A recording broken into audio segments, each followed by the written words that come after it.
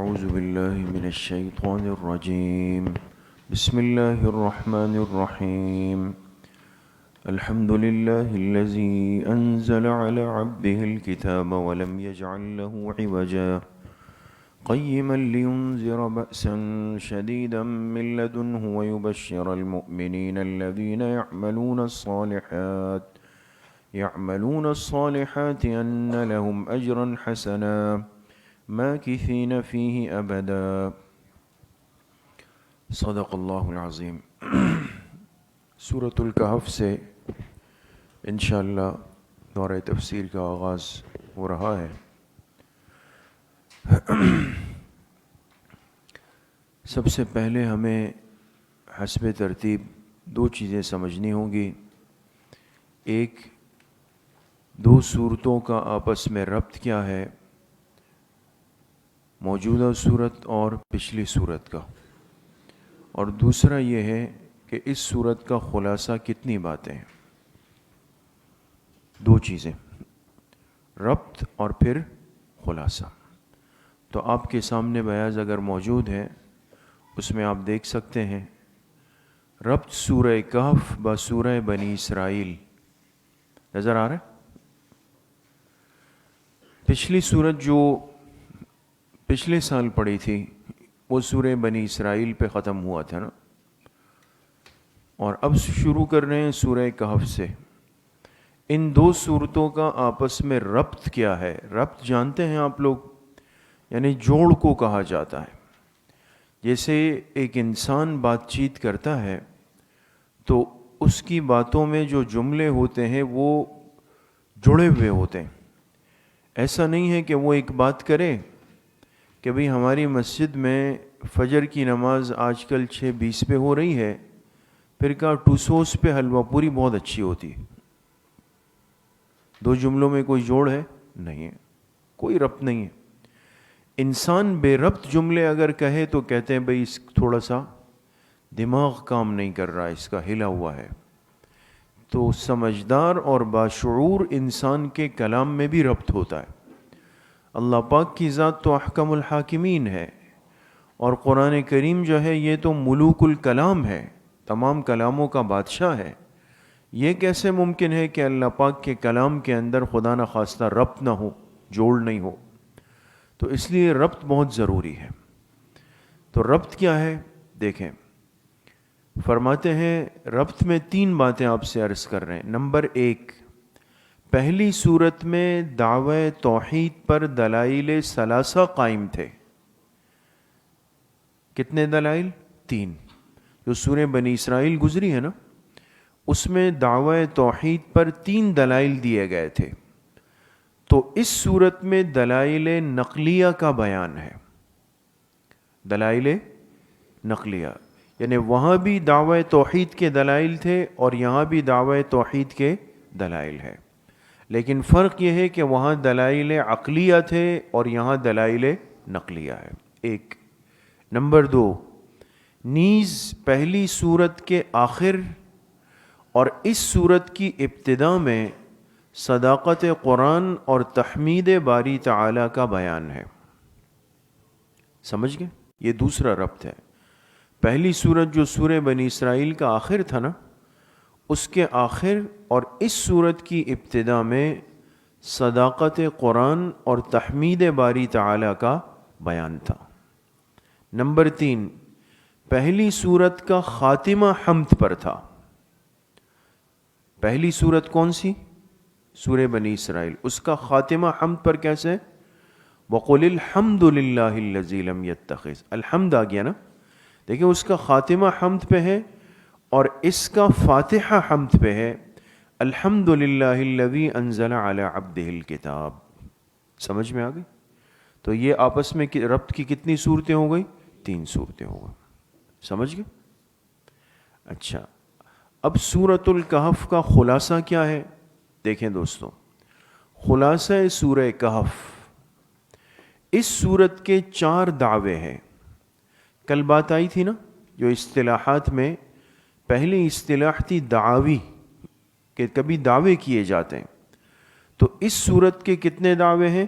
4. یہ آپ کو سورہ کہف کا خلاصہ بیان کر رہے ہیں. 4 دعوے کون سے ہیں؟ نمبر 1، عالم الغیب صرف اللہ تعالی ہے. نمبر 2، حاضر و ناظر بھی وہی ہے.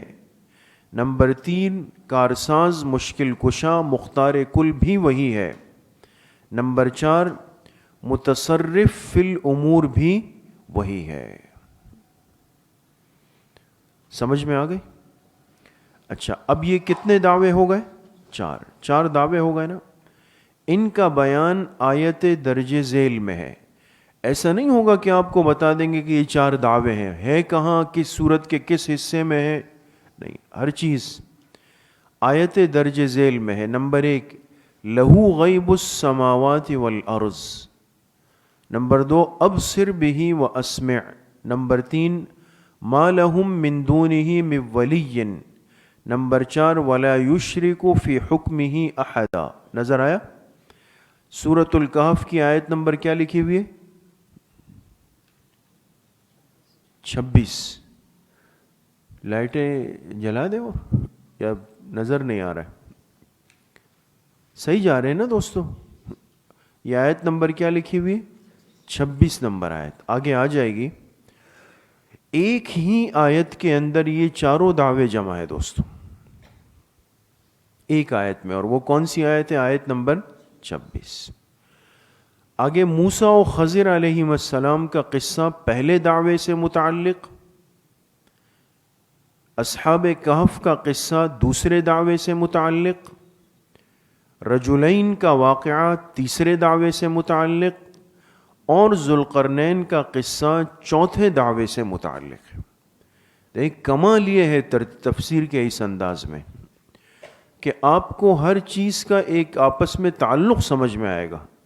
یہ جو صورتوں کے اندر مختلف واقعات اور قصص آتے ہیں نا، تو ہم تو ایک واقعہ سمجھ کر اس کو بیان کر دیتے ہیں، لیکن ان واقعات کا کسی نہ کسی اصول سے، دعوے سے ضرور تعلق ہوتا ہے. اب یہاں 4 دعوے آپ کے سامنے آئے نا. پہلا دعویٰ تھا کہ عالم الغیب صرف اللہ تعالیٰ ہے.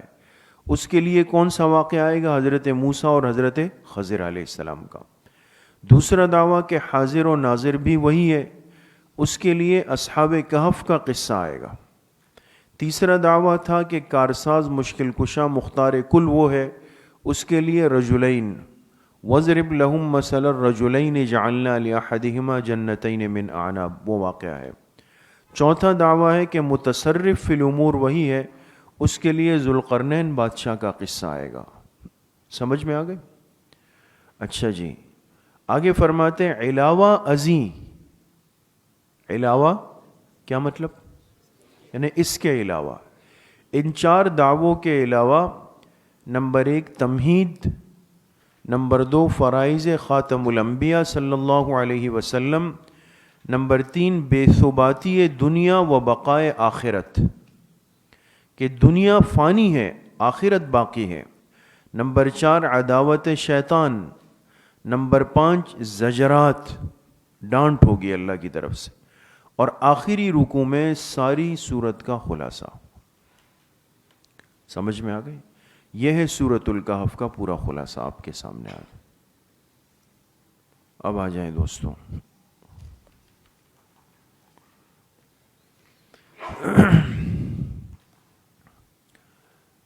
الحمد للہ الذی انزل علی عبدہ الکتاب ولم یجعل لہ عوجا. الحمد کے اوپر لکھیں تمہید. اگر پہلے سے لکھا ہوا ہے نا جن بیاضوں میں، تو وہ نہ لکھیں، وہ صرف سمجھیں. جہاں نہیں ہے وہ لکھیں. تمہید چھوٹا سا اوپر لکھ لیں، اور الحمد کے نیچے لکھیں دعوی توحید. دعوی، یہ عنوان ہوتا ہے دوستو، جو نیچے لکھوایا جائے گا یہ کیا ہے؟ عنوان ہے اس کا. الحمد للہ الذی انزل علی عبدہ الکتاب. تمام تعریفیں خاص ہے اس اللہ کے لیے، الذی، جس نے، الذی کے نیچے لکھیں دلیل. کیا لکھا؟ دلیل. اس لیے کہ آپ دعویٰ کر چکے ہیں نا پیچھے کہ تمام تعریفیں اللہ کے لیے. اس کی دلیل کیا ہے آپ کے پاس؟ فرمائے الذی انزل علی عبدہ الکتاب، وہ ذات جس نے اتاری علی عبدہ اپنے بندے پر، اپنے بندے پر، علی عبدہ کے نیچے لکھے اثبات رسالت. اچھا ایک دھیان رکھیں، اگر چھپے ہوئے بیاض میں کوئی بات نہ ہونا تو اس کو لکھ لیا کرے فوراً، یہ رہ جاتی ہے بعض دفعہ. علی عبدہ کے نیچے کیا لکھا؟ اثبات رسالت. اپنے بندے پر الکتابہ، یہ کتاب، کتاب کے نیچے لکھے صداقت قرآن.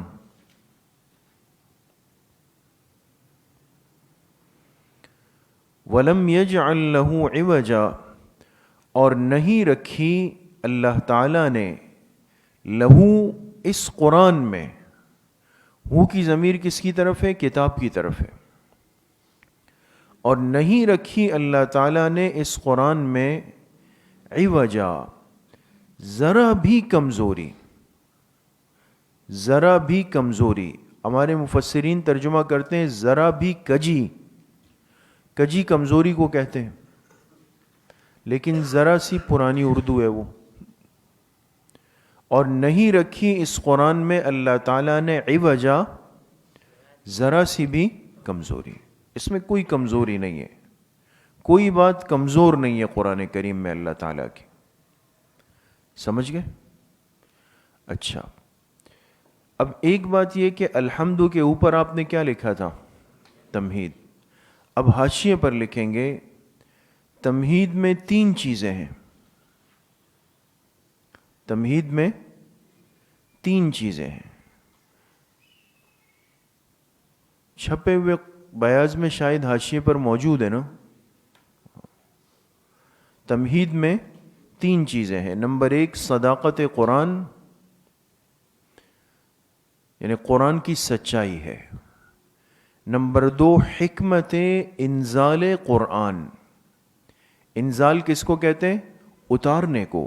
قرآن کیوں اتارا، اس کی حکمت. نمبر 3 تسلی خاتم الانبیاء صلی اللہ علیہ وسلم. تمہید میں کتنی باتیں آ گئی؟ 3 باتیں آ گئی. ٹھیک ہو گئی بات؟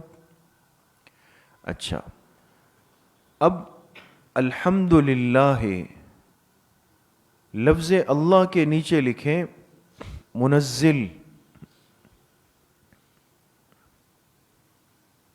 کیا لکھیں گے؟ منزل کس کو کہتے ہیں؟ اتارنے والا. اس لیے کہ قرآن کریم کو اتارنے والی ذات کون سی ہے؟ اللہ تعالیٰ کی. عبدہ کے نیچے لکھے منزل علیہ، جن پر اتاری گئی. عبدہ کے نیچے کیا لکھا؟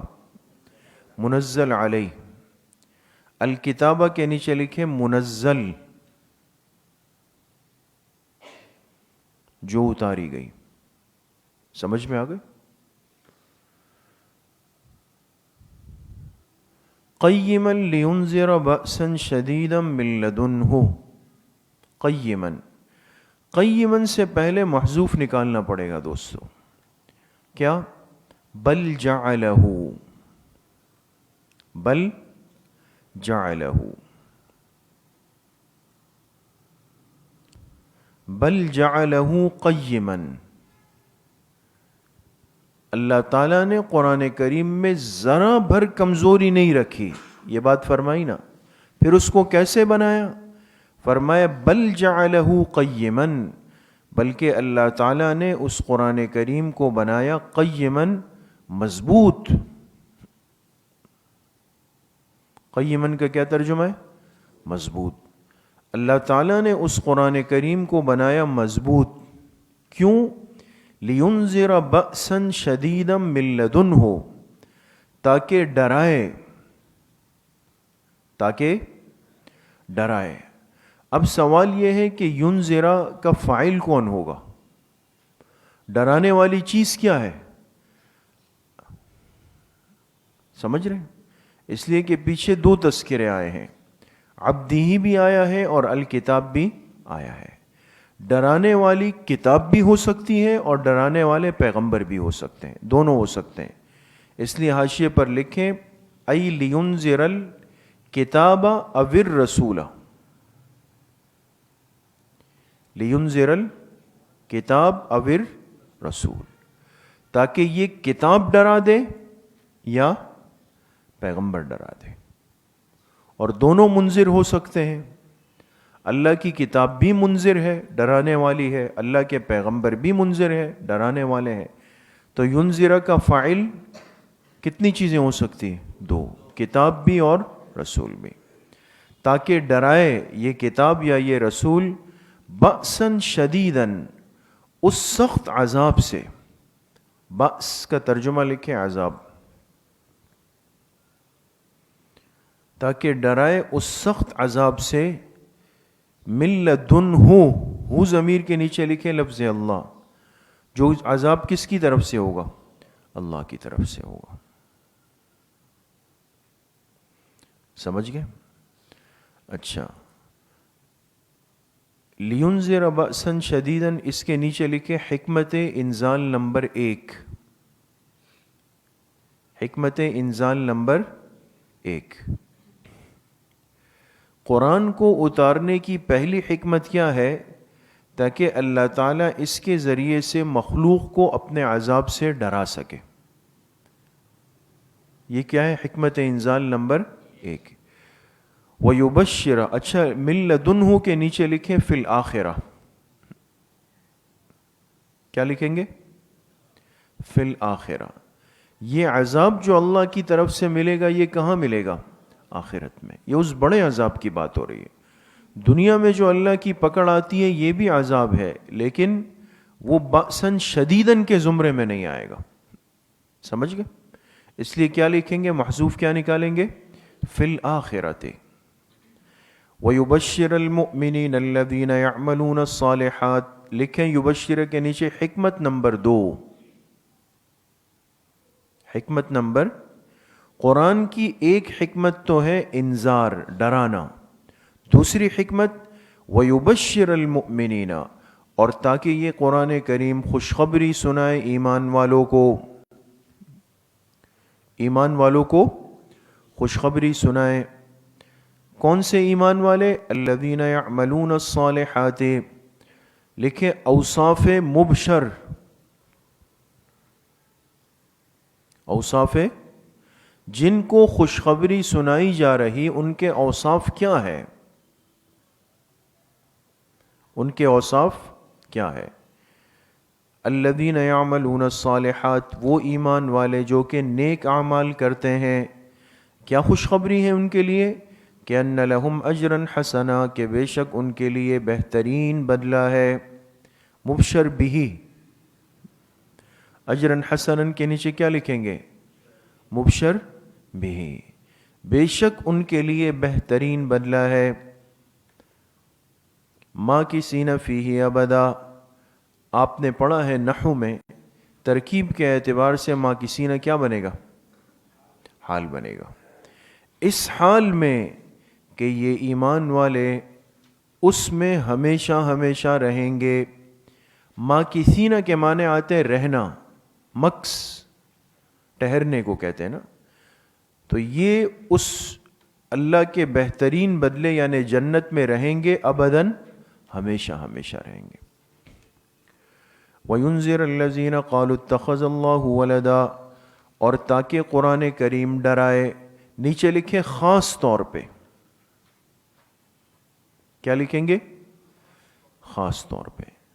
دیکھیں ان چھوٹے چھوٹے محذوفات سے مسئلہ حل ہوگا، ورنہ انذار کا تذکرہ تو اوپر آ چکا ہے نا. لینذر بأساً، اللہ بڑے عذاب سے ڈرانے کے لیے قرآن اتار رہے ہیں، تو پھر نیچے دوبارہ وَيُنذِرَ کیوں فرمایا؟ فرمایا اوپر عموماً ڈرانا تھا، اب خاص طور پہ خصوصیت کے ساتھ. اس لیے ینذر کے نیچے لکھے خاص طور پہ، اور تاکہ اللہ تعالیٰ ڈرائے خاص طور پہ الذین، ان لوگوں کو قالوا جنہوں نے دعویٰ کیا. کیا دعویٰ کیا؟ کہ اتخذ اللہ ولدا، کہ اللہ تعالیٰ نے تو اولاد بنا لی ہے. اللہ نے کیا کر دیے؟ اولاد بنا لی ہے. اس لیے کہ مشرکین کا دعویٰ یہ تھا کہ جو فرشتے ہیں یہ اللہ تعالیٰ کی بیٹیاں ہیں، فرشتوں کو اللہ تعالیٰ کی بیٹیاں کہا، اور نصارہ نے کیا کہا؟ عیسیٰ علیہ السلام اللہ کے بیٹے ہیں، اور یہود نے کیا کہا کہ حضرت عزیر علیہ السلام اللہ کے. تو کسی نہ کسی درجے میں ہر کفر نے اللہ کے لیے اولاد کی نسبت ثابت کرنے کی کوشش کی ہے. سمجھ میں آ گئی؟ اپنے طور پہ انہوں نے ایک احترام کا درجہ اختیار کیا کہ شاید اللہ کی ذات کا احترام ہے، تو ان کا تذکرہ کیا. ما لہم بہ من علم، لکھے زجر. ما لہم کے نیچے کیا لکھیں گے؟ زجر کس کو کہتے ہیں؟ ڈانٹ. اب اللہ پاک جب ناراض ہوتے ہیں تو پھر زجر فرماتے ہیں ناراض. فرمایا نہیں ہے ان لوگوں کو اس بارے میں کوئی علم. علم کے نیچے لکھیں دلیل. کیا لکھیں گے؟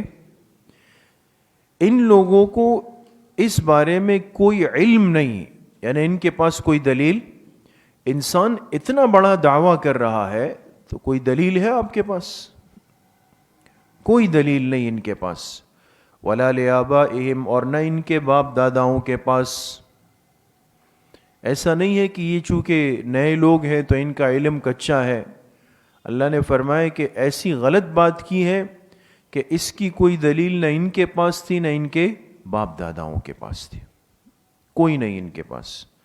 کبرت کلمۃ تخرج من افواہہم، بہت بڑی بات ہے جو ان کے منہوں سے نکل رہی ہے.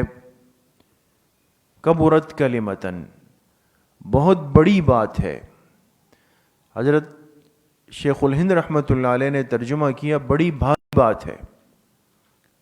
بڑی بھاری بات ہے. تخرجو، جو نکل رہی ہے، من افواہہم، ان کی زبانوں سے، ان کی زبانوں سے. ان یقولون الا کذبا، یہ لوگ نہیں بول رہے مگر محض جھوٹ. یہ لوگ نہیں بول رہے. یہ ان کون سا ہے؟ ان نافیہ. ان نافیہ ہے. یہ لوگ نہیں بول رہے مگر محض جھوٹ. ان کی بات سوائے جھوٹ کے اور کچھ بھی نہیں. فَلَعَلَّكَ بَاخِعٌ نَفْسَكَ، لکھیں تسلی خاتم الانبیاء. اب اللہ نے اپنے آخری پیغمبر جناب نبی کریم صلی اللہ علیہ وسلم کو تسلی دی. کیا دی؟ تسلی دی. تسلی خاتم الانبیاء. فرمائے فَلَعَلَّكَ بَاخِعٌ نَفْسَكَ عَلَىٰ آثَارِهِمْ، اے میرے محبوب صلی اللہ علیہ وسلم شاید آپ ان کے پیچھے اپنی جان ہی لے لیں. باخع نفسک، جان لے لیں آپ، اپنی جان دے دے. علی آثارہم، ان کے پیچھے. ان کے پیچھے سے مراد یعنی ان کے ایمان کے لیے کہ یہ کیوں ایمان نہیں لا رہے، اور ان کے ایمان نہ لانے سے آپ کو اتنی تکلیف اور اتنی قلبی پریشانی ہو رہی ہے کہ ایسا محسوس ہوتا ہے کہ غم کے مارے کہیں آپ اپنی جان نہ لے لیں. سمجھ گئے؟ تو اللہ پاک نے تسلی دی. ان لم یؤمنوا بہذا الحدیث یا صفا، شاید کہ آپ جان ہی لے لیں ان کے پیچھے اگر یہ لوگ ایمان نہ لائے اس بات پر. اگر یہ لوگ ایمان نہ لائے بہذا الحدیث، اس بات پر. حدیث کے نیچے لکھیں توحید. اسفا، اسفا، غم کھا کر. کیا کھا کے؟ غم کھا کر. یہ باخعن کے لیے مفعول بنے گا دوستوں. شاید کہ آپ ان کے پیچھے جان ہی دے دیں، اسفن، غم کھا کر. سمجھ رہے دوستوں؟ انا جعلنا ما علی الارض، لکھے اختبار خداوندی. اختبار کس کو کہتے ہیں؟ امتحان. آپ نے ابھی وفاق کا امتحان دیا نا، اس کا جدول دیکھیں جا کے، نقشہ اس پر لکھے ہوا اختبارات السنویہ. ویسے تو ابھی فارغ ہوئے، اس کا تذکرہ اچھا بھی نہیں لگ رہا ہے، ابھی بڑی مشکل سے وفاق سے فارغ ہوئے، لیکن ایک لفظ اس پہ لکھا ہوتا ہے اختبار کا. تو اختبار امتحان ہے دوستو، سمجھ گئے؟ تو اختبار خداوندی کا کیا مطلب ہوگا؟ اللہ تعالیٰ کی طرف سے ایک آزمائش اور امتحان۔ فرمایا انا جعلنا ما علی الارض زینۃ لہا، بے شک ہم نے زمین پر جو کچھ بنایا یہ زمین کی زینت ہے۔ زمین کے اوپر جو سبزہ ہے، ہریالی ہے، پھل ہے، پھول ہے، پودے ہیں، پہاڑ ہے، دریا ہے، عمارتیں ہیں، یہ سب چیزیں جو زمین کے اوپر ہے، ما علی الارض، جو کچھ ہم نے زمین پر پیدا کیا، زینۃ لہا، یہ اس زمین کے لیے زینت ہے۔ اس زمین کے لیے کیا ہے؟ جیسے خالی جگہ ہوتی ہے نا، تو لوگ کیا کرتے ہیں، اس کو خوبصورت بنانے کے لیے شو پیس رکھتے ہیں، یہاں کرسی ٹیبل رکھ دیے، وہاں پر ایک فریم لگا دیا، یہاں پر جو ہے صوفے رکھ دیے، یہاں پر جو ہے پھول لگا دیے، کچھ الگ الگ چیزیں، اس لیے کہ خالی چیز جو ہوتی ہے نا، یہ آنکھوں پہ اثر انداز نہیں ہوتی ہے، دل میں جگہ نہیں بنا سکتی، اسی لیے کیا کیا جاتا ہے، اس کے لیے چیزیں رکھ دی جاتی ہیں مصنوعی طور پہ۔ تو اللہ پاک نے تو پوری کائنات بنائی ہے، تو چٹیل زمین کو خوبصورت بنانے کے لیے اللہ پاک نے زمین پر مختلف چیزیں رکھ دی۔ کیوں؟ لنبلوہم، تاکہ ہم آزما سکیں ان لوگوں کو، تاکہ ہم ان لوگوں کو آزما سکیں، ایہم احسن عملا، کون ان میں سے خوبصورت عمل کرتا ہے، بہترین عمل کون کرتا ہے ان میں سے۔ یہ بھی اللہ کی طرف سے ایک آزمائش ہے۔ خوبصورتی کو دیکھ کر خوبصورتی میں مشغول ہو جانا اور اس خوبصورتی کے پیدا کرنے والے کو بھول جانا، یہ محرومی ہے دوستو۔ باطل اور کفر سے یہی تو خطا ہو گئی ہے نا، وہ ہر چیز کی گہرائی میں ہم سے کئی گنا آگے ہیں دوستو، ان کی تحقیقات، ان کی ریسرچ، ان کی محنت اتنی ہے کہ اگر ہم 10 پہ کھڑے ہیں تو وہ 100 پہ کھڑے ہیں، ہے نا؟ یہی تحقیقات ہوتی ہے۔ لیکن عبرت کی بات یہ ہے کہ اتنی گہرائی میں جانے کے بعد بھی وہ کائنات کو پیدا کرنے والے کی طرف متوجہ نہیں ہوتے۔ یہ تو اندازہ لگاتے ہیں، فکر کرتے ہیں کہ بھئی یہ چاند سے اتنا فاصلہ ہے، چاند میں یہ ہے، چاند میں یہ ہے، لیکن ایک لمحے کے لیے یہ سوچ لے کہ بھئی یہ چاند پھر بنایا کس نے ہوگا، اتنی عجیب و غریب دنیا پھر بنائی کس نے، تو وہاں نہیں آتا ذہن، یہیں رک جاتے ہیں۔ تو اس لیے زمین پر بنی ہوئی خوبصورت چیزیں یہ ہمارے لیے بطور کیا ہے؟ آزمائش ہے۔ کون ان میں لگ کر انہی میں مشغول ہو جاتا ہے اور کون ان کو دیکھ کر اللہ پاک کی ذات کی طرف متوجہ ہوتا ہے۔ سمجھ گئے؟ یہ آزمائش ہے۔ وَإِنَّا لَجَاعِلُونَ مَا عَلَيْهَا، لکھے بے ثباتی ہے دنیا۔ بے ثباتی کا کیا مطلب؟ ناپائیدار، کوئی حقیقت نہیں ہے، بے ثباتی ہے دنیا۔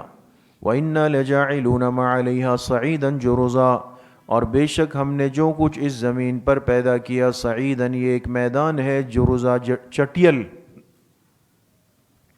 یہ کیا ہے؟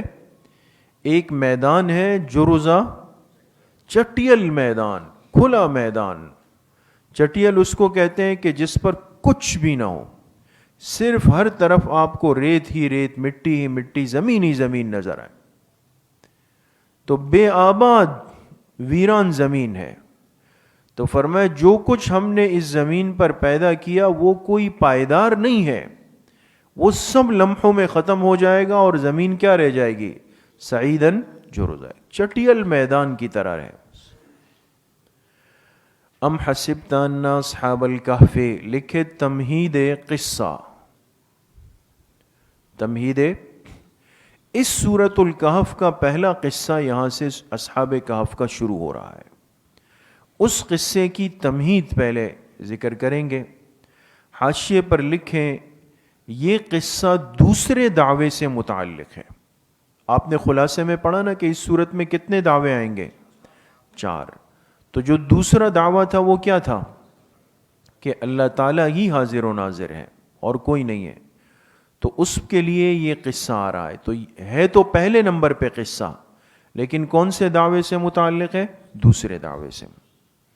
ام حسبت ان اصحاب الکہف والرقیم کانوا من آیاتنا عجبا، کیا گمان ہے آپ کا کہ بے شک غار والے اور رقیم والے یہ ہماری عجیب و غریب نشانیوں میں سے تھے. کہف بھی غار کو کہتے ہیں اور رقیم بھی غار کو کہتے ہیں. بعض نے اس میں فرق کرنے کی کوشش بھی کی اور کہا کہ کہف اس کو کہتے ہیں جو بہت بڑا غار ہو، رقیم اس کو کہتے ہیں جو چھوٹا سا غار ہو. سمجھ گئے؟ لیکن بہرحال کہف اور رقیم دونوں کا اطلاق کس پر ہوتا ہے؟ غار پہ ہوا کرتا ہے. اس لیے تقریباً مفسرین نے اس واو کو تفسیریہ قرار دیا کہ اس کہف کی وضاحت کے لیے کون سا لفظ لایا گیا ہے؟ رقیم کا لفظ لایا گیا. سمجھ میں آ گیا؟ اور بعض نے تھوڑا سا فرق کیا ہے، وہ حاشیے پہ اگر لکھ لیں آپ لوگ، کہ رقیم اس میں 3 قول ہے. کتنے قول ہیں؟ 3 قول ہے. لکھا ہوا ہے آپ کا؟ بھائی لکھ لو، بعد میں لکھو گے پھر. نمبر 1 لوح یعنی تختی جس پر ان کے نام تھے. رقیم کس کو کہتے ہیں؟ لوح کو. تختی ہوتی ہے نا، جس تختی پر اصحاب کہف کے نام تھے نا، وہ ابھی میں آپ سے عرض کرتا ہوں، تو اس تختی کو، اس لوح کو کیا کہا گیا؟ رقیم کہا گیا. سمجھ گئے؟ ایک قول یہ. دوسرا قول یہ ہے کہ یہ اس پہاڑ کا نام ہے جس میں یہ غار تھا. یہ کس کا نام ہے؟ اس پہاڑ کا نام رقیم تھا اور اس پہاڑ میں ایک غار تھا اور غار کو کہف کہتے ہیں. تیسرا قول یہ ہے کہ یہ اس شہر کا نام ہے جس میں یہ پہاڑ تھا. اس شہر کا نام ہے رقیم. یہ تینوں اقوال اس صورت میں ہے کہ جب آپ رقیم کو مستقل حیثیت دینا چاہیں گے الگ سے. ورنہ میں نے عرض کیا کہ تقریباً مفسرین کی رائے کیا ہے کہ دونوں سے مراد غار ہی ہے. یہ اس کی وضاحت کے لیے آیا ہے. ٹھیک ہو گئی بات دوستو؟ اچھا، اب یہاں پر حاشیے میں حضرت استاد صاحب نے بھی تھوڑی تفصیل لکھوائی ہے، آپ حضرات کے پاس بھی ہوگی، اصغار اصحاب کہف کے اصغار کی تحقیق کے بارے میں. اس کو دیکھ لیں. فرماتے معارف القرآن اور قصص القرآن میں اصغار کی یہ تحقیق ذکر کی گئی ہے. اکثر کے نزدیک ایشیائے کوچک کے مغربی ساحل پر یہ شہر ہے جس کا نام افسوس تھا. کیا تھا؟ افسوس اس کا نام تھا. ایشیائے کوچک میں تھا.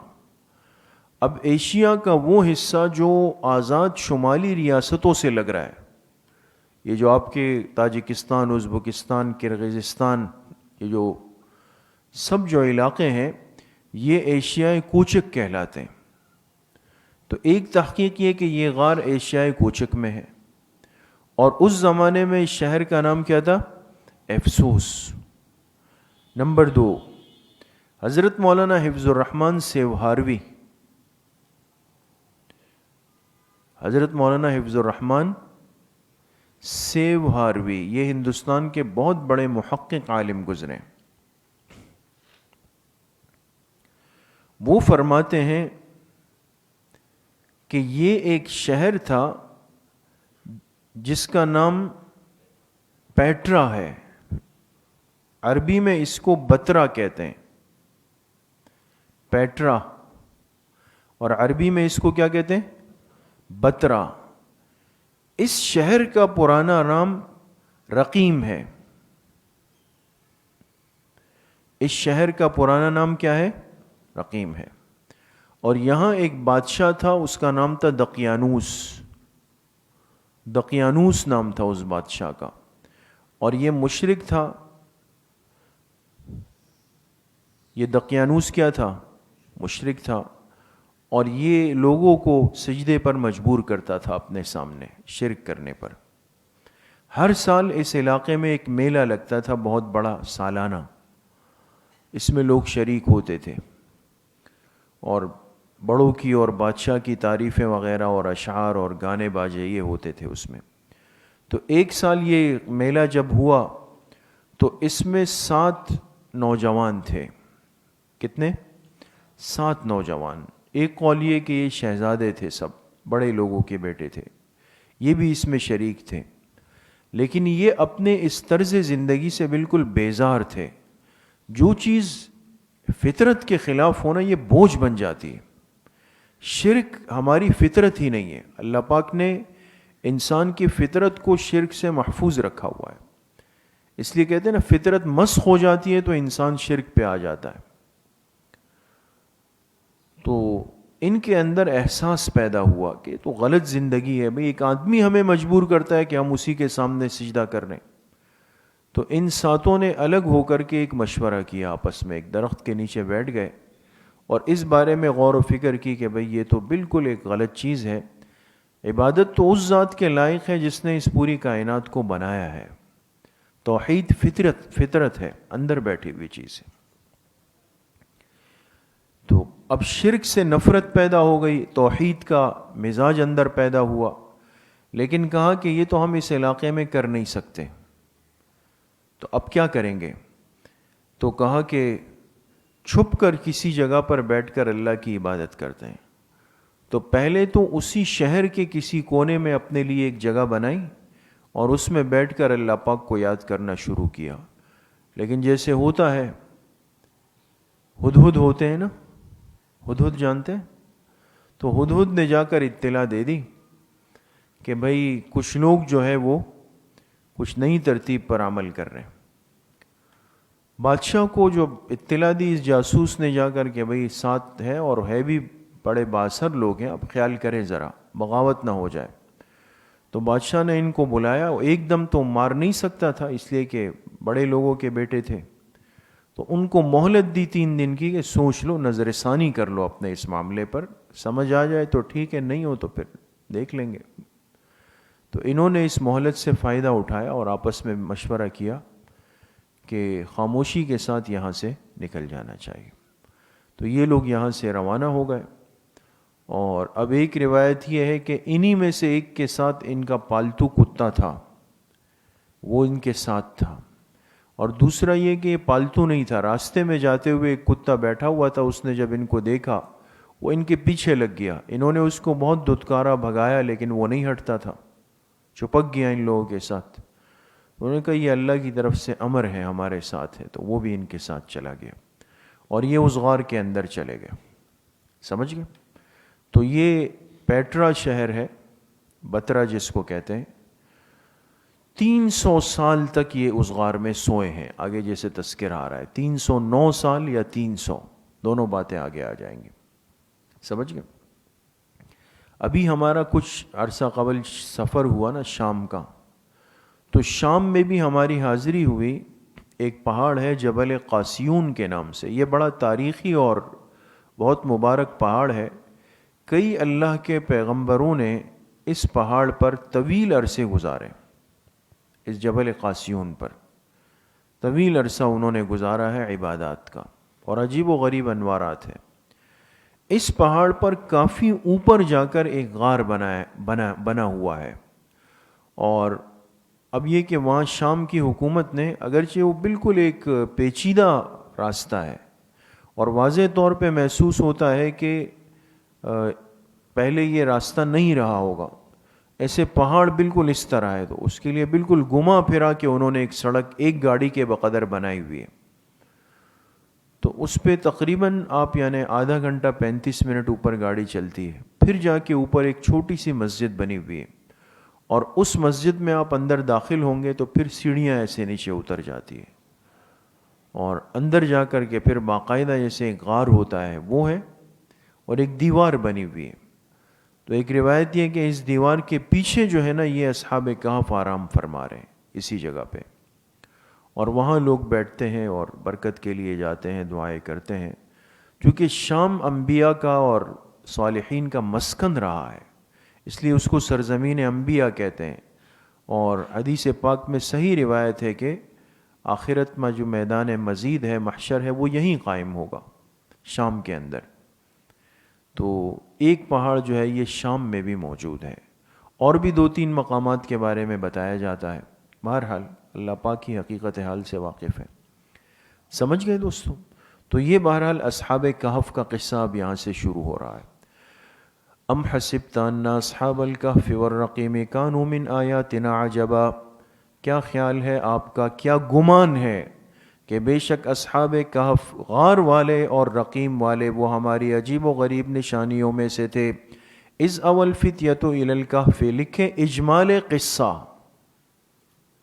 اجمال قصہ لکھ لیا؟ اب اجمال القصہ آ رہا ہے۔ اذ، یاد کریں، اول فتیۃ الی الکہف، جب کچھ نوجوانوں نے پناہ لی ایک غار میں، کچھ نوجوانوں نے پناہ لی۔ اوا یا بھی ٹھکانہ بنانا، پناہ لینا۔ قالو کے نیچے لکھے مناجات۔ انسان حق کام کے لیے ہمت کرے گا، لیکن اللہ سے دعا مانگے بغیر کوئی کام نہیں ہو سکتا ہے۔ تو ہمت تو کی، نکل گئے، آبادی چھوڑ دی، اپنے ملک گھر کو چھوڑ دیا، غار میں آئے، لیکن اللہ سے دعا کی، کہنے لگے ربنا آتنا من لدنک رحمہ، اے ہمارے رب دے دیجئے ہمیں اپنی طرف سے رحمتاً، لکھے خصوصی رحمت، ہمیں خصوصی رحمت دے دیجئے۔ وہیئ لنا من امرنا رشدا، اور عطا کر دیجئے ہمیں ہمارے اس معاملے میں رشدن، درستگی کا سامان۔ کس کا سامان؟ درستگی کا سامان۔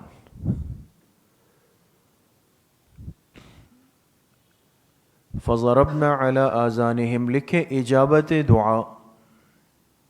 اجابت دعا کا کیا مطلب ہے؟ دعا قبول ہو گئی۔ قربانی دینے والوں کی دعائیں بہت جلدی قبول ہوتی ہے دوستو، قربانی دینے والوں کی۔ تو اب دعا قبول ہو گئی۔ اب اس اکیلے غار میں پیچھے بادشاہ، ظالم بادشاہ کا خوف الگ ہے، اور کھانے پینے کے اسباب اور انتظام کچھ بھی نہیں ہے، زندگی کیسے گزرے گی؟ اللہ پاک نے کیا انتظام فرمایا؟ فرمایا فضربنا علی آذانہم فی الکہف، ہم نے تھپکی دی ان کے کانوں پر اس غار میں۔ ضربنا کے معنی کیا ہے؟ تھپکی، سلانے کے لیے، جیسے چھوٹے بچے کو ماں سلاتی ہے نا، تو ہاتھ ہلکا ہلکا اس کے کان کے اوپر، سمجھ میں آ گئے؟ وہ گہری نیند میں چلا جاتا ہے۔ فرمائے تھپکی دی ہم نے ان کے کانوں پہ، فی الکہف، اس غار میں، سنین عددا، کئی سال تک جو شمار کیے ہوئے تھے۔ سنین کئی سال، بہت سارے سال، اور عددن شمار کیے ہوئے، گنتی کیے ہوئے۔ سالوں کی تعداد ہے تو زیادہ، لیکن ایسا نہیں ہے کہ گنتی میں نہیں آ سکے، گنتی میں آ گئے۔ ثم بعثناہم، لکھے حکمت بعث، حکمت بعث، 300 سال یا 309 سال سلانے کے بعد اللہ نے ان کو دوبارہ اٹھایا۔ سوال یہ ہے، اگر اللہ چاہتے تو اسی کیفیت میں ان کو اپنے پاس بلا لیتے، کوئی خطرہ ہی نہیں ہوتا۔ اتنی طویل نیند کے بعد دوبارہ کیوں اٹھایا؟ فرمایا اس کی حکمت۔ ثم بعثناہم، پھر ہم نے ان کو اٹھایا، لنعلم، تاکہ ہم جان سکیں، تاکہ ہم، یہ لفظی ترجمہ ہے، حقیقی ترجمہ کیا ہے؟ تاکہ ہم ظاہر کر سکیں، اس لیے کہ اللہ کے پاس تو علم پہلے سے ہے، لیکن اب اللہ پاک اپنے اس علم کا اظہار فرماتے ہیں، مخلوق کو بھی پتہ چل جائے، تاکہ ہم ظاہر کر سکیں ای الحزبین احصی لما لبثوا امدا، کہ دونوں طبقوں میں سے کون زیادہ واقف ہے اس مدت سے جو انہوں نے یہاں پہ گزاری ہے، جو انہوں نے یہاں پر گزاری ہے، ہم جان سکے، یعنی ہم ظاہر کر سکے۔ اٹھنے کے بعد ان کا آپس میں اختلاف ہوا ہے، اصحاب کہف کا نا، ان کا کیا ہوا ہے؟ اختلاف، بھئی ہم کتنا سوئے ہیں؟ ایک نے کہا کہ بھئی صبح سوئے تھے، شام کی روشنی سی ہو رہی ہے۔ اتنا سوئے. ایک نے کہا نہیں لگتا ہے ایک دن ذرا زیادہ آرام ہوا ہے, ایک دن تو سوئے ہوں گے ہم لوگ. اور سوئے کتنا تھے؟ 309 سال تک.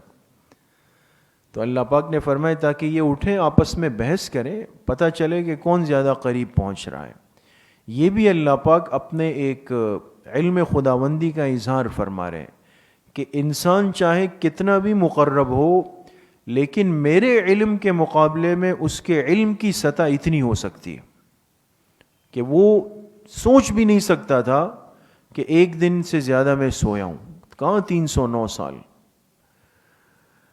ترجمہ لکھ لیا دوستوں کہ دونوں طبقوں میں سے جو یہ دو فریق بن جائیں گے آپس میں, کون زیادہ واقف ہے اس مدت سے جو انہوں نے گزاری. نحن نقص علیک نبأہم بالحق لکھے تفصیل قصہ. اب اس قصے کی تفصیل آ رہی ہے دوستو. ہم آپ کو بتائیں گے نبأہم ان کا قصہ بالحق ٹھیک ٹھیک. ہم آپ کو ان کا قصہ بتائیں گے ٹھیک ٹھیک. وہ کیا قصہ ہے؟ فرمایا انہم فتیۃ, بے شک یہ کچھ جوان تھے, آمنوا بربہم, آمنو کے نیچے لکھے درجات ہدایت, درجات ہدایت. نمبر 1 لکھیں. ہدایت کا پہلا درجہ ہے ایمان. یہ کچھ جوان تھے کہ جو اپنے رب پر ایمان لائے. وزدناہم ہدی, اور ہم نے ان کی ہدایت کو اور بڑھا دیا. لکھیں درجہ نمبر 2, درجہ نمبر 2. وربطنا علی قلوبہم, نمبر 3, اور ہم نے باندھ دیا ان کے دلوں کو. ایک ترجمہ کیا کر دیا؟ باندھ دیا. ربطنا کے معنی باندھنا. دوسرا ہم نے مضبوط کر دیا. تیسرا ہے ہم نے گرہیں لگا دی. جب کسی چیز کو محفوظ کرنا ہو تو مضبوط کرنا ہوگا, اس لیے تھیلی کو اچھی طرح باندھ لیتے ہیں. تو فرمایا ہم نے ان کے دل پر گرہیں لگا دی, اس کو مضبوط کر دیا. کب؟ اس قاموا, جب یہ لوگ کھڑے ہوئے. کون کھڑے ہوئے؟ یہ اصحاب کہف. اب سوال یہ کہ یہ کب کھڑے ہوئے, کہاں کھڑے ہوئے؟ قاموا کے نیچے لکھیں گے بین یدی ملکہم, بین یدی ملکہم, وقد امرہم بالسجود للاصنام, وقد امرہم بالسجود للاصنام. جب یہ کھڑے ہوئے بین یدی ملکہم, اپنے بادشاہ کے سامنے, اور وقد امرہم بالسجود للاصنام, اور بادشاہ نے حکم دیا کہ کس کو سجدہ کرو؟ بتوں کو. فقالوا, تب انہوں نے کہا. سمجھ میں آ گئی؟ سمجھ گئے؟ محذوف سمجھ گئے؟ جب یہ کھڑے ہو گئے فقالوا, اور کہنے لگے ربنا رب السماوات والارض, ہمارا رب تو وہی ہے جو آسمانوں اور زمین کا رب ہے. لن ندعو من دونہ الہا, ہرگز ہم اس کے علاوہ کسی کو معبود نہیں پکار سکتے. ہرگز ہم اس کے علاوہ کسی کو معبود, الہن معبود نہیں پکار سکتے. لقد قلنا اذا شططا, اگر ایسا ہوا, اگر ایسا ہوا تو یقیناً ہم کہنے والے ہوں گے شططا, ایک زائد بات. شططا زائد, بیکار بات. اللہ کے علاوہ کسی اور کو معبودیت کا درجہ دینا, اللہ کا درجہ دینا, یہ تو ایک بیکار زائد لغو بات ہے بالکل. سمجھ گئے؟ لقد قلنا اذن, اگر ایسا ہوا تو یقیناً ہم ایک زائد بات کہنے والے ہوں گے. پھر کہنے لگے ہؤلاء قومنا, یہ جو ہماری قوم ہے, اتخذوا من دونہ آلہہ, انہوں نے بنا رکھے ہیں اللہ کے علاوہ معبود. لولا یأتون علیہم بسلطان بین, کیوں لے کر نہیں آتے اپنے اس دعوے پر کوئی واضح دلیل. سلطان بین, واضح دلیل. اگر واقعی یہ اتنے مضبوط اور کھرے لوگ ہیں اور اتنے سالوں سے بت پرستی کر رہے ہیں، شرک کر رہے ہیں، کوئی دلیل لے آئے، پھر واضح دلیل کیوں لے کر نہیں آتے ہیں؟ علیہم، علیہم کے نیچے کیا لکھیں گے؟ علی معبودیتہم، علی معبودیتہم، ان بتوں کے معبود ہونے پر بسلطان بین، کوئی واضح دلیل لے کر کیوں نہیں آتے؟ فمن اظلم ممن افترى علی اللہ کذبا، کون اس سے بڑا ظالم ہوگا جس نے باندھ دیا اللہ کی ذات پہ کذباً جھوٹ۔ وَإِذِ اعْتَزَلْتُمُوهُمْ، تجویز اصحاب کہف، تجویز اصحاب کہف۔ اب اصحاب کہف نے ایک تجویز رکھی، آپس میں مشورہ ہوا کیا کریں جی، 3 دن کی مہلت ہے، 3 دن بعد جواب دینا ہے۔ اب آپس میں بیٹھ کے مشاورت کی تو کیا تجویز سامنے آئی؟ کہنے لگے وَإِذِ اعْتَزَلْتُمُوهُمْ وَمَا يَعْبُدُونَ إِلَّا اللَّهَ، جب تم لوگوں نے چھوڑ دیا ہم ان کو، ہم کے نیچے لکھے مشرکین، مشرکین شہر، یہ لوگ تو اس علاقے میں رہتے تھے نا۔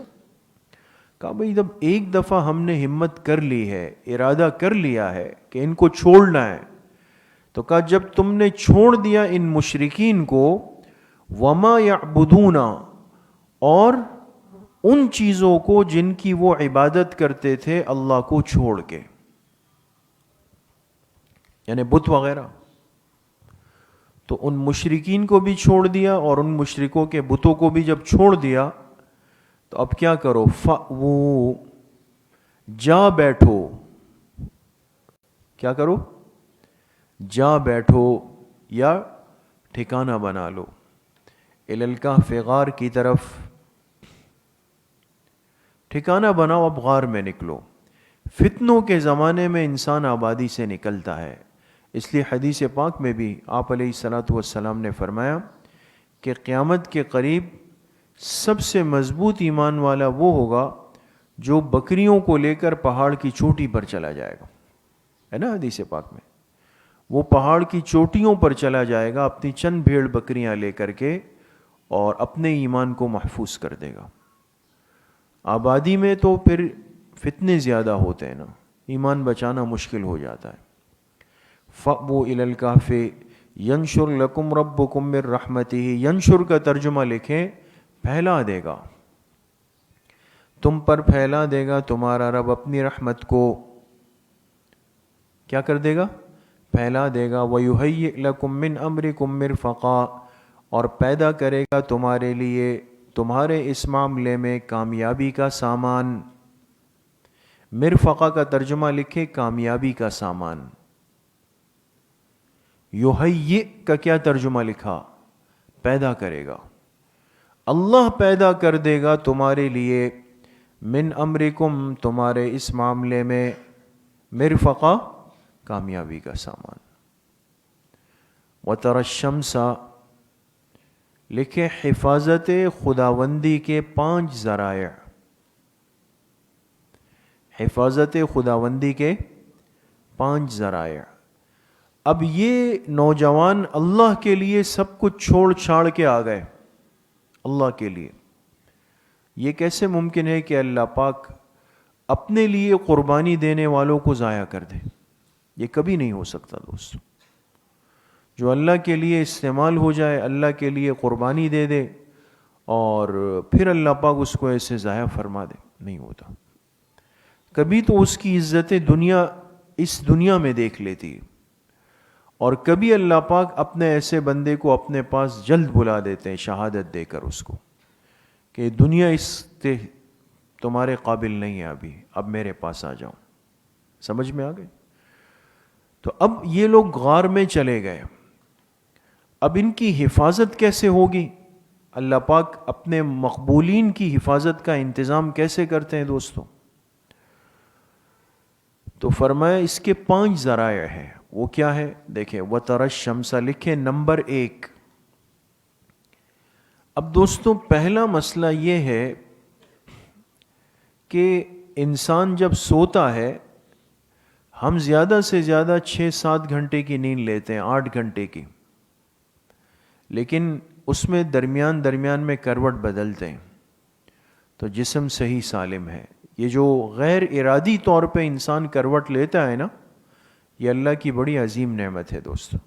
اس لیے آپ نے دیکھا ہوگا جو حضرات بیمار ہوتے ہیں، بیڈ پر ہوتے ہیں، ڈاکٹر کیا کہتے ہیں؟ بھئی ہر 1 گھنٹے 1.5 بعد ان کی کروٹ آپ بدلیں، اس لیے کہ جسم کی جو کھال ہے نا، اس کی حساسیت حد درجہ ہے۔ یہ ایک چیز کے ساتھ جب زیادہ لگ جائے نا تو یہ متاثر ہونا شروع ہو جاتی ہے۔ تو اگر گھر والے خیال نہیں رکھے تو ایسے مریضوں کی جو کھال ہوتی ہے اس پہ سیاہی آنا شروع ہو جاتی ہے، وہ خراب ہو جاتی ہے۔ تو سوال یہ کہ ان کو تو 309 سال تک سلانا ہے، کن کو؟ صحابہ کہف کو۔ تو اس کے لیے انتظام کیا ہوگا؟ جسم کو تو دھوپ بھی چاہیے، اور زیادہ دھوپ بھی نقصان دہ ہے، اور چھاؤں بھی چاہیے، ہر چیز کی ضرورت ہے، کروٹ بھی چاہیے۔ تو اللہ پاک نے غیبی انتظام کیا۔ پہلا انتظام کیا ہوا؟ وَتَرَى الشَّمْسَ إِذَا طَلَعَتْ تَزَاوَرُ عَنْ كَهْفِهِمْ ذَاتَ الْيَمِينِ وَإِذَا غَرَبَتْ تَقْرِضُهُمْ ذَاتَ الشِّمَالِ وَهُمْ فِي فَجْوَةٍ مِّنْهُ۔ فرمایا آپ دیکھو گے سورج کو کہ اذا طلعت، کہ جب سورج طلوع ہوتا نا، طلوع ہوتا تو تزاور عن کہفہم ذات الیمین، تو وہ ہٹ کر نکل جاتا۔ کیا ہو جاتا؟ ہٹ کر، یعنی ایک ہلکا سا اپنی روشنی کا اثر ڈالتا، زیادہ نہیں، ہٹ کر نکل جاتا ان کے غار سے ذات الیمینی، دائیں طرف ہو کر نکل جاتا۔ وَإِذَا غَرَبَتْ، اور جب سورج غروب ہوتا تو تَقْرِضُهُمْ ذَاتَ الشِّمَالِ، تو وہ ہٹ کر نکل جاتا بائیں طرف، ہٹ کر نکل جاتا بائیں طرف۔ وَهُمْ فِي فَجْوَةٍ مِّنْهُ، اور یہ لوگ اس غار کے کھلے میدان میں تھے۔ فجوہ کھلی جگہ، ایسا نہیں تھا کہ کسی کونے میں جا کر سو گئے تھے۔ جیسے غار کی جو کھلی جگہ تھی نا، فجوہ کہتے ہیں کھلی جگہ، منہ لکھیں اس غار کے، اس غار کی کھلی جگہ پر تھے۔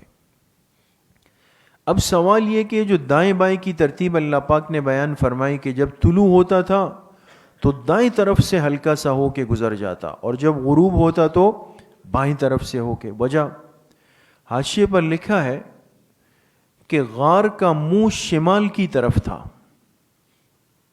غار کا منہ کس کی طرف تھا؟ شمال کی طرف تھا۔ تو سورج جب طلوع ہوتا تو دھوپ مغرب کی طرف، کس کی طرف؟ بھائی سورج جب یہاں سے نکلتا ہے تو روشنی سامنے ڈالتا ہے نا؟ تو سورج جب طلوع ہوتا تو دھوپ مغرب کی طرف، یعنی ان کے دائیں طرف ڈالتا۔ یہ جو لیٹے ہوئے تھے نا، یہ اس انداز سے لیٹے ہوئے تھے کہ طلوع ہوتے ہوئے سورج کی جو روشنی ہوتی تھی وہ مغرب کی طرف پڑتی تھی، مکمل روشنی، اور غار کا منہ کس کی طرف تھا؟ شمال۔ تو پوری دھوپ تو اندر نہیں جاتی تھی تاکہ ان کو تکلیف نہ ہو، لیکن ہلکی پھلکی جو روشنی اور دھوپ جتنی ان کو ضرورت تھی وہ ان کے جسم تک پہنچ جاتی تھی۔ اور غروب کے وقت دھوپ ان کے بائیں طرف ڈال دیتا،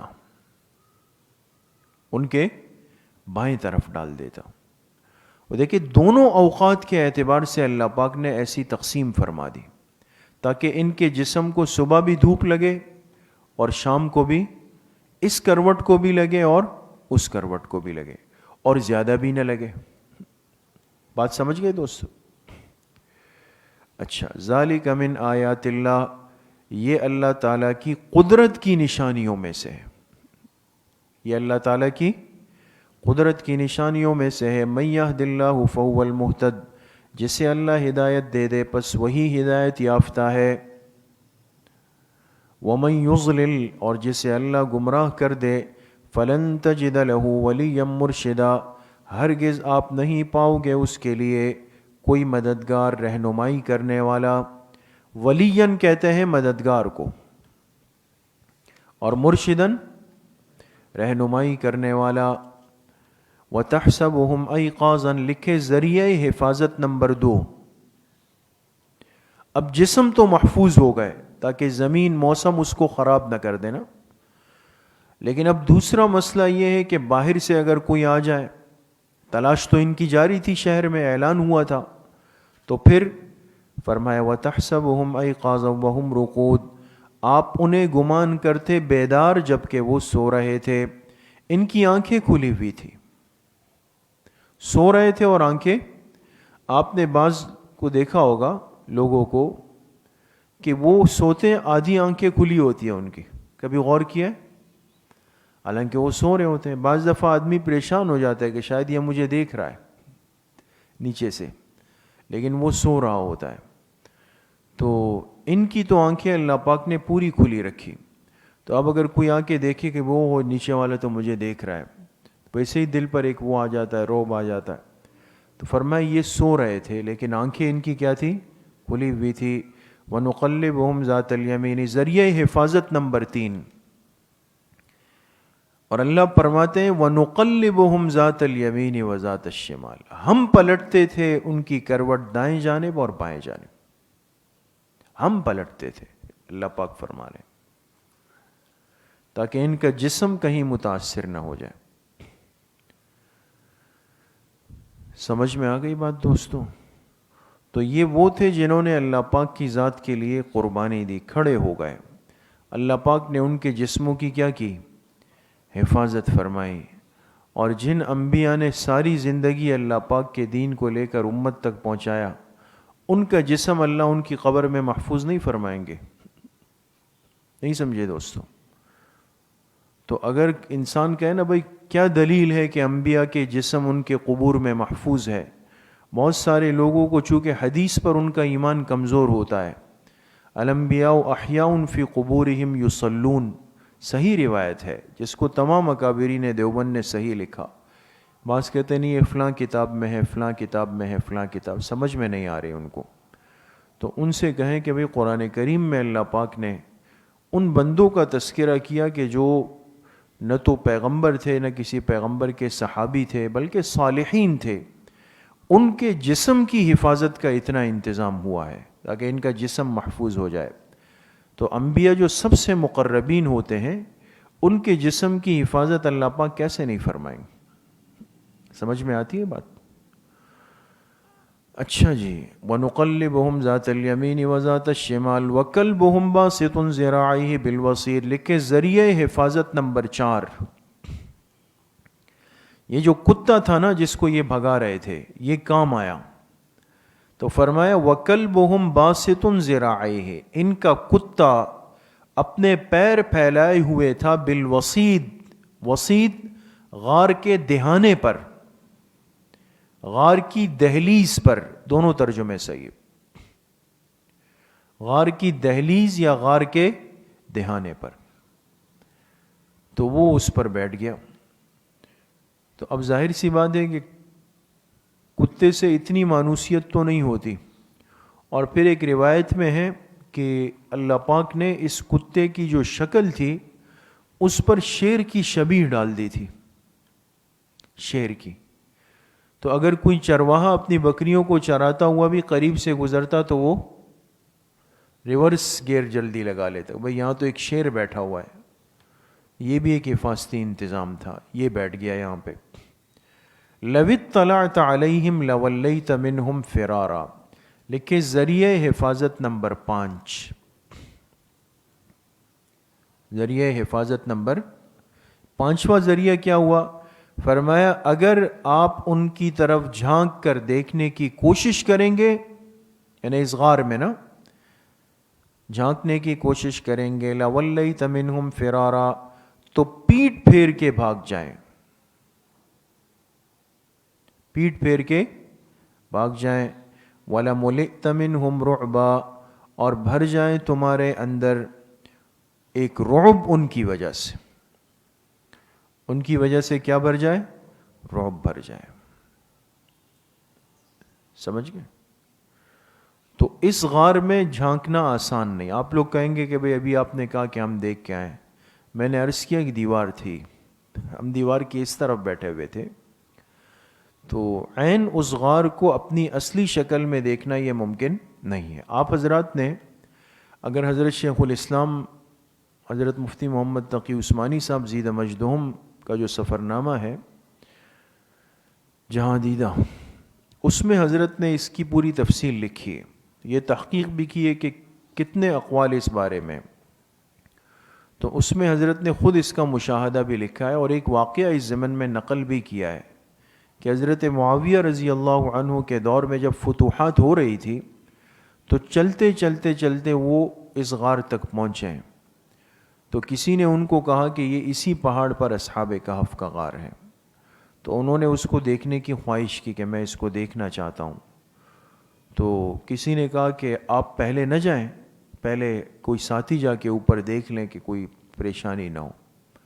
تو ان کے کچھ خدام جو ہے وہ اوپر گئے, اور اس غار میں جیسے ہی جھانکنے کی کوشش کی تو کہتے اتنا رعب ان پر آیا کہ وہ لوگ پلٹ کر پیچھے گر گئے پیچھے. تو پھر یہ بڑے حیران ہو کہ کیا معاملہ ہے. تو حضرت معاویہ رضی اللہ عنہ نے فرمایا کہ اللہ پاک نے ان کی حفاظت کا انتظام فرمایا ہے, وَلَا مُلِئْتَ مِنْهُمْ, کہ بھئی کوئی اس کو نہیں دیکھ سکتا. لہٰذا انہوں نے فرمایا ہم نہیں جائیں گے, اور پھر انہوں نے اس کی حفاظت کا انتظام بھی فرمایا کہ آئندہ کوئی اس جگہ کو نقصان نہ پہنچا دے. وَكَذَلِكَ بَعَثْنَاهُمْ لِيَتَسَاءَلُوا بَيْنَهُمْ, وَكَذَلِكَ بَعَثْنَاهُمْ. اچھا, اس سے پہلے محذوف نکالیں گے, اس لیے کہ کذالک کا ترجمہ کیا ہوتا ہے دوستوں, اور اسی طرح, کس طرح. تو پیچھے کما انجیناہم من ملکن, کما انجیناہم من ملکن, جیسے ہم نے ان نوجوانوں کو اس بادشاہ سے بچایا نا, جیسے ہم نے بچایا. حالانکہ ایک مشکل تھا اسباب کے درجے میں, اللہ پاک فرما رہے ہم نے بچایا. کما انجیناہم من ملکن, ہم نے ان کو بچایا. کذالک, اسی طرح ہم نے کیا کیا, بعثناہم, ان کو جگا دیا, اسی طرح ہم نے ان کو جگا دیا. لیتساءلوا بینہم, تاکہ یہ آپس میں ایک دوسرے سے سوال کر سکے, آپس میں ایک دوسرے سے سوال کر سکے کہ بھئی کتنا سوئے ہیں, کیا کیفیت ہے. قال قائل منہم کم لبستم, ان میں سے ایک کہنے والے نے کہا کہ کم لبستم, تم کتنا رہے, تم کتنا, یعنی کتنا سوئے. مقصد یہ تھا کتنا سوئے ہوں گے تم لوگ. تو اب دیکھیں کل تعداد ان کی کتنی تھی, 7 تھی, اور ایک کے ذہن میں سوال آیا, اس نے کہا کہ بھئی اب کتنا آرام کیا ہوگا ہم نے. تو یہ سائل بن گیا, اور جواب دینے والے 2 حصوں میں 3 کر کے بٹ گئے, تو 7 کا عدد پورا ہو گیا نا. قال قائل قالوا لبسنا یوما او بعض یوم, قالو کے نیچے لکھے 3 نے, 3 نے کہا کہ ہم سوئے رہے ایک دن یا دن کا کچھ حصہ. کتنوں نے کہا, 3 نے کہا کہ ایک دن یا ایک دن کا کچھ حصہ. قالو لکھے دوسرے 3 نے, جو باقی 3 تھے نا, دوسرے 3 نے کہا ربکم اعلم بما لبستم, تمہارا رب ہی بہتر جانتا ہے جتنا تم لوگ سوئے رہے. کہ اپنے اندازے اور تخمینے قائم مت کرو, اللہ ہی بہتر جانتا ہے. اب تو اٹھ گئے, تو کہا کہ اب بھوک کا احساس ہو رہا ہے, کھانے پینے کا. تو کہا کہ اب کیا کریں جی.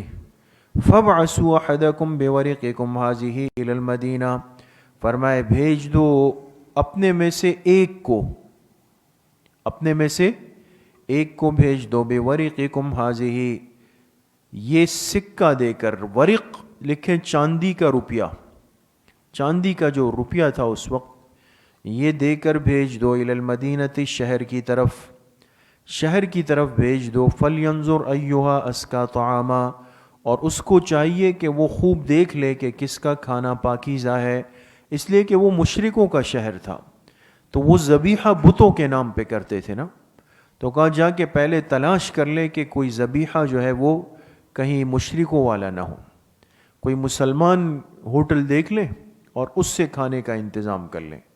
اسکا طعامن فلیأتکم برزق منہ، اور چاہیے کہ تمہارے لیے وہاں سے کھانا لے آئے، تمہارے لیے وہاں سے کھانا لے آئے. اس لیے کہ پاکیزہ لوگ وہ پاکیزہ رزق کی بنیاد پر ہوتے ہیں، اور کھانے کا بہت بڑا کردار ہوتا ہے دوستوں ہماری زندگیوں میں.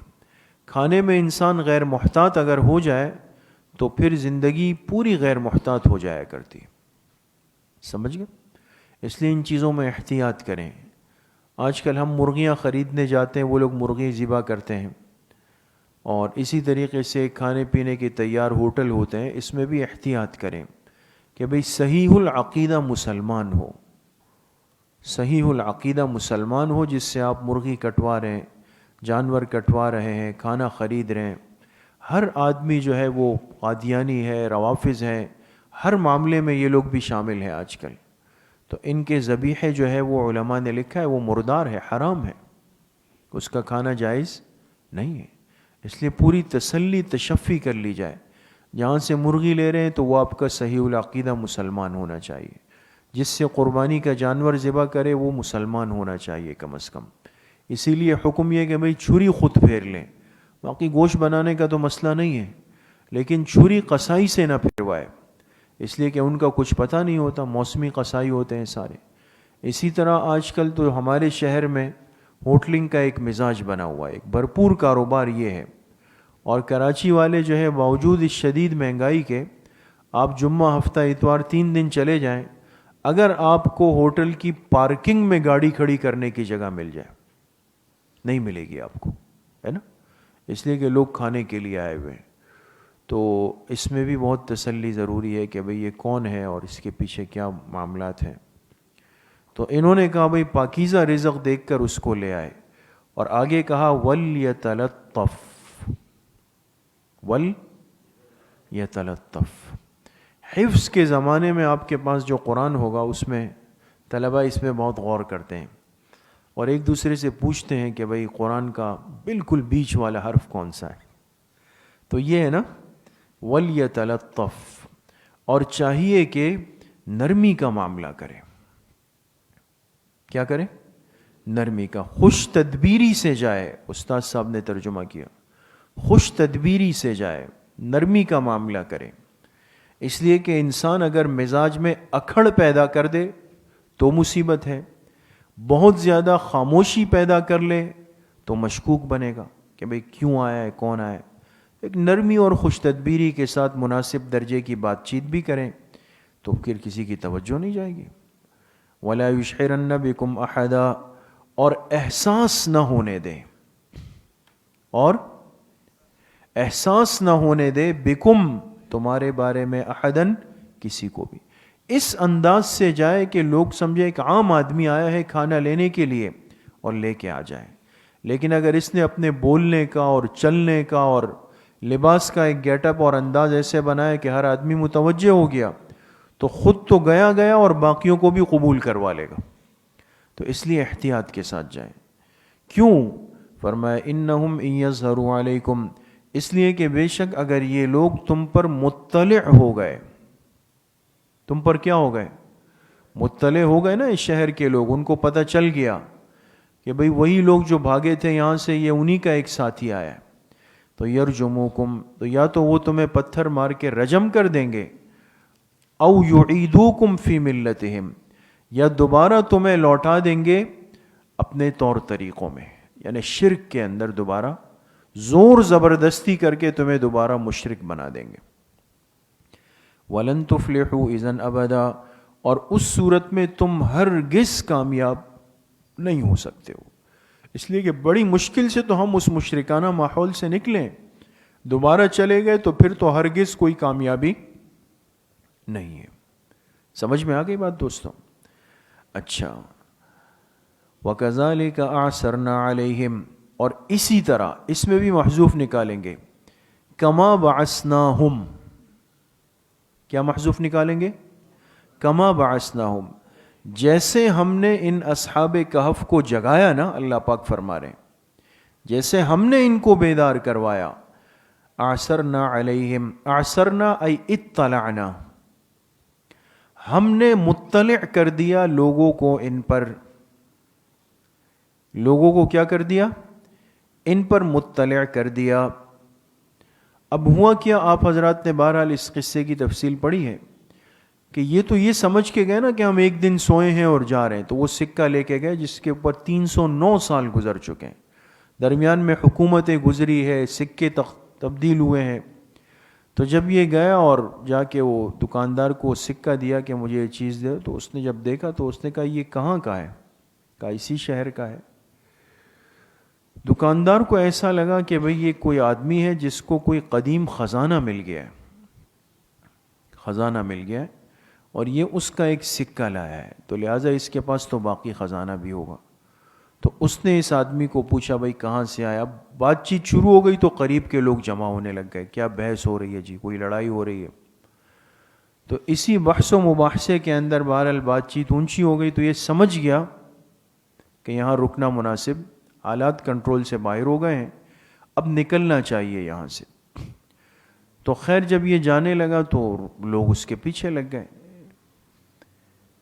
تو پھر اس نے جا کر بتایا کہ جی اصل میں ہم کچھ نوجوان تھے جو بادشاہ سے نکل گئے تھے، تو لوگوں کے ذہن میں کوئی بات نہیں۔ ایک بوڑھا آدمی اس مجمع میں آیا اور اس نے جب بات سنی تو اس نے کہا ہاں ہمیں ہمارے بڑوں نے یہ بتایا تھا کہ ایک وقت میں ایسا بادشاہ ظالم گزرا اور اس کے ظلم سے بچ کر 7 نوجوان چلے گئے، تو یہ وہ ہوں گے، لیکن 309 سال بعد یہ کہاں سے آ گیا؟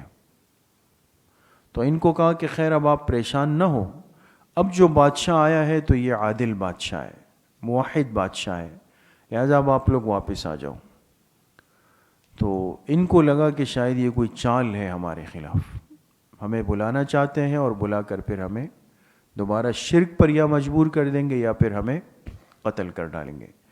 تو خیر اس نے کہا کہ ٹھیک ہے میں اپنے ساتھیوں سے جا کے مشورہ کر کے آتا ہوں، اور اس مجمع کو وہاں روک دیا اور پھر یہ وہ سکہ لے کر واپس اوپر چلے گئے اور ان کو کہا کہ اس طرح کا معاملہ ہوا ہے۔ اسی موقع پر اللہ پاک نے ان پر نیند کو طاری کر دیا اور یہ موت کے اندر چلے گئے۔ دیکھیں ہم نے لوگوں کو ان پر مطلع کر دیا، لیعلموا، لکھے حکمت اطلاع، کیوں مطلع کیا؟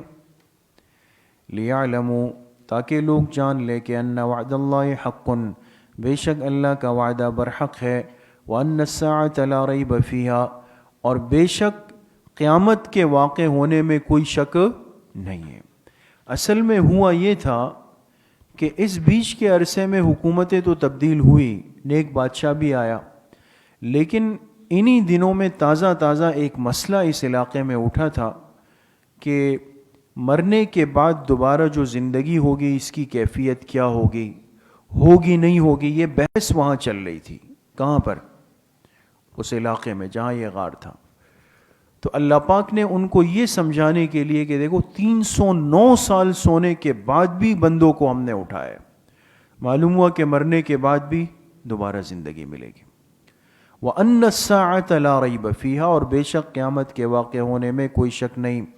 اِذْ يَتَنَازَعُونَ بَيْنَهُمْ أَمْرَهُمْ، اِذْ یاد کرو جب وہ لوگ جھگڑ رہے تھے، یتنازعون کے نیچے لکھیں گے بعد وفاتہم، جب یہ اوپر گئے اور واپس نہیں آئے نا تو لوگ ان کی تلاش میں اوپر غار تک آئے، تو دیکھا کچھ اللہ کے نیک بندے جو ہے وہ فوت ہو چکے ہیں، انتقال ہو چکا ہے، تو یہ سمجھ ہو گئے کہ یہ اللہ کے مقبولین ہیں۔ اب ان میں آپس میں ایک چھوٹی سی مسلکی لڑائی ہو گئی۔ کون سی لڑائی؟ مسلکی۔ اب لوگ کہتے ہیں نا بھئی یہ آج کل کے وہ ہے، اب آپ کو سورہ کہف سے ہم ثابت کرتے ہیں کہ یہ مسلکی اختلاف کب سے چل رہا ہے، غور کیجئے گا۔ جب ان کا آپس میں اختلاف ہو گیا بعد وفاتہم، اصحاب کہف کی وفات کے بعد، کس چیز میں؟ امرہم، ان کے معاملے میں، ان کے کیا اختلاف ہوا؟ فقالو، قالو کے نیچے لکھے مشرکین۔ اب اس شہر میں مسلمان بھی تھے اور مشرک بھی تھے، تو مشرکین جو تھے انہوں نے کہا کہ ابنو علیہم بنیانا، اس جگہ پر قبہ بنائیں گے. کیا بنائیں گے؟ قبہ. ہمارے استاد صاحب کہتے ہیں کہ دیوبندیوں اور بریلویوں میں لڑائی ہو گئی. بریلویوں نے کہا کہ اصحاب کہف میں مزار بنایا جائے گا. یہی ہے نا، ان پر کیا بنایا جائے گا؟ انہوں نے کہا ہم تو مزار بنائیں گے. دیوبندیوں نے کہا لنتخذن علیہم مسجدا، ہم تو اس کے قریب مسجد بنائیں گے. تو معلوم ہوا کہ لڑائی تو اس وقت سے چل رہی ہے کہ مزار ہونا چاہیے یا مسجد ہونی چاہیے. تو ہم مزار والے ہیں یا مسجد والے ہیں؟ مسجد والے. مزارات کا احترام مسلم ہے. اولیاء اللہ اور اہل اللہ کی قبور کا احترام کرنا یہ ہمارے ایمانیات کے اندر شامل ہے دوستو. خدا نخواستہ قبور کی اور اہل اللہ کے مزارات کی بے حرمتی بے اکرامی کرنا یہ حرام ہے. اور ہمارے تمام اکابر علماء دیوبند اہل سنت والجماعت میں جتنے بھی صالحین اہل اللہ ہے ان کے قبور اور ان کے مزارات کا احترام حد درجہ موجود ہے. اگر وہ عبارتیں اور وہ واقعات آج امت کے سامنے آ جائے تو وہ کبھی یقین بھی نہیں کریں گے کہ ان حضرات کے اندر بھی اس درجے کا احترام اور ادب موجود ہے. سمجھ میں آ گئی؟ تو انہوں نے کہا ہم قبہ بنائیں گے. ربہم اعلم بہم، پر اللہ نے فرمایا کہ ان کا رب ان کے بارے میں زیادہ بہتر جانتا ہے کہ کیا معاملہ ہونا چاہیے. قال الذین غلبوا علی امرہم، کہا ان لوگوں نے کہ جن کا معاملہ غالب آیا علی امرہم، ان کے بارے میں، اصحاب کہف کے بارے میں. غلبو کے نیچے لکھے اہل حکومت، اس لیے کہ اب حکومت کن کے پاس تھی؟ مسلمانوں کے پاس تھی، توحید والوں کے پاس تھی. تو ان لوگوں نے کہا کہ جن کا معاملہ غالب تھا علی امرہم، اصحاب کہف کے بارے میں، کیا کہا؟ لنتخذن علیہم مسجدا، ہم ضرور بھی ضرور علیہم، ان کی یاد میں مسجد بنائیں گے. سمجھ گئے؟ تو ہمیشہ اسلامی تاریخ کو محفوظ کرنے کے لیے آپ کو یہ بات ملے گی کہ اس جگہ پر مسجد تعمیر کر دی گئی تاکہ وہ ہمیشہ کے لیے کیا ہو جائے؟ محفوظ ہو جائے.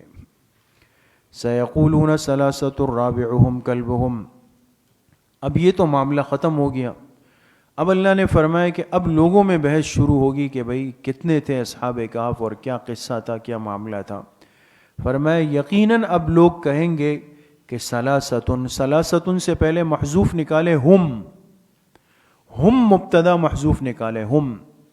لوگ کیا کہیں گے کہ یہ کتنے تھے؟ 3 تھے. رابعہم کلبہم، چوتھا ان کا کتا تھا. وَيَقُولُونَ، اور کچھ لوگ کہیں گے، یقولون کے نیچے لکھیں اندازے سے، اندازے سے.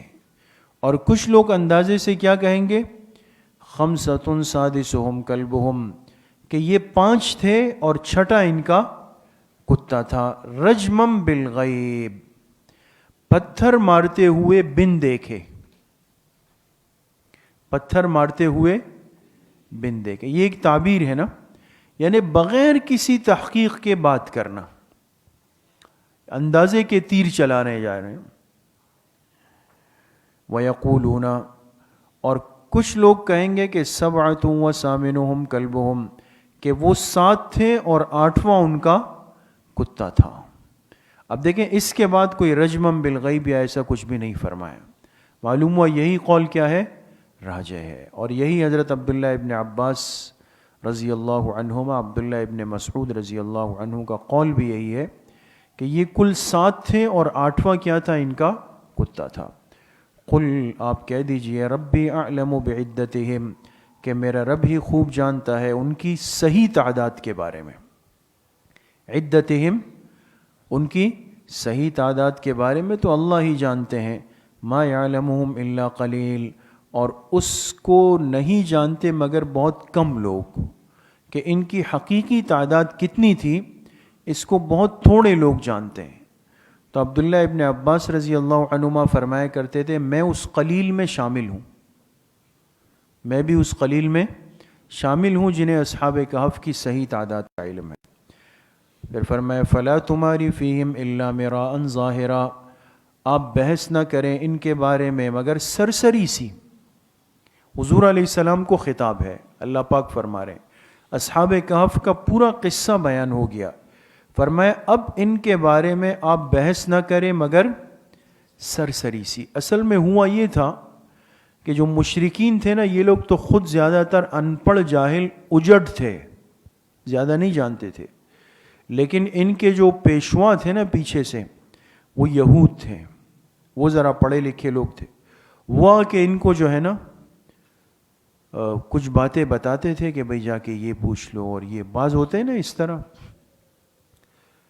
شیاطین الانس میں سے بعض اس قسم کے ہوتے ہیں نا, خود نہیں آتے دوسرے کو سوال بتا کر بھیجتے ہیں, بھئی آپ یہ پوچھ لو, آپ یہ پوچھ لو.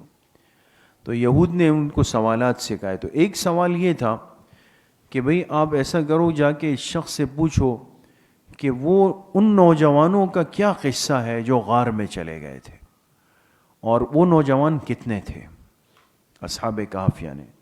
تو مشرکین وہ بنا بنایا سوال جو تھے سولو پیپر لے کر آئے اور کہا کہ جی وہ کون نوجوان تھے اور ان کی کیا تعداد تھی.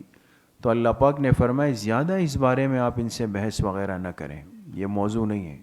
سمجھ گئے؟ تو میرا ان ظاہرہ کا کیا ترجمہ لکھا؟ سرسری بحث. اور وَلَا تَسْتَفْتِ فِيهِمْ مِنْهُمْ أَحَدًا, اور آپ ان کے بارے میں